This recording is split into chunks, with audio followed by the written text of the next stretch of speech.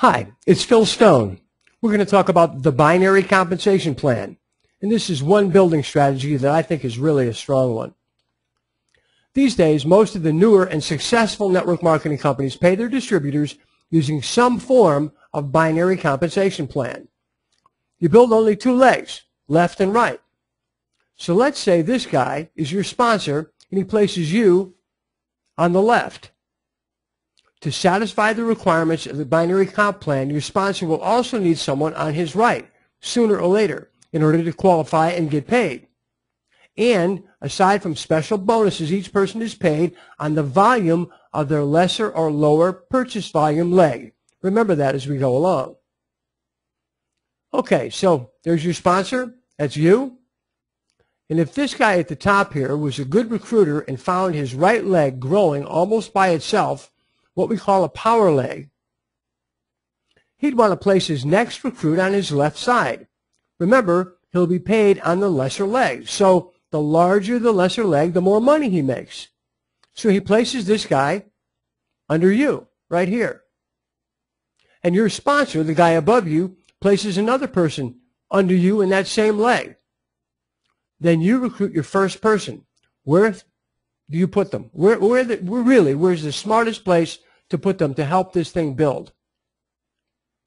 On your right, right here, or on your left, right here? I mean, really, you only have those two choices. You might think you should place your new recruit on your right to start to build and balance your lesser leg with your strong leg. You have no right leg yet, so obviously you'd want to have that build at a point. But the best strategy is to put the first person that you recruit on your strong side, and in this case, it's on your left. Why?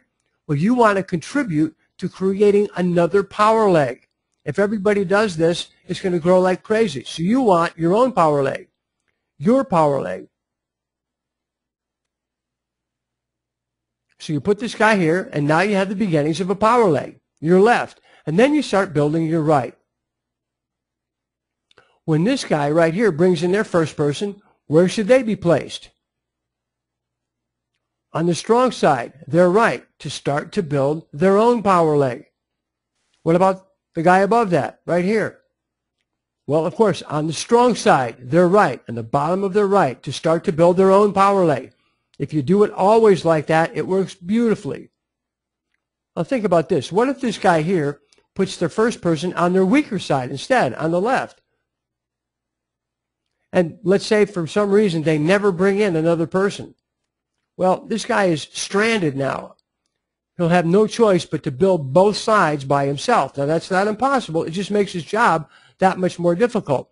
And he's losing the benefit of the synergy that's built by the binary comp plan. Okay, so if this guy has not recruited anyone and they bring in their first person, where should that person go?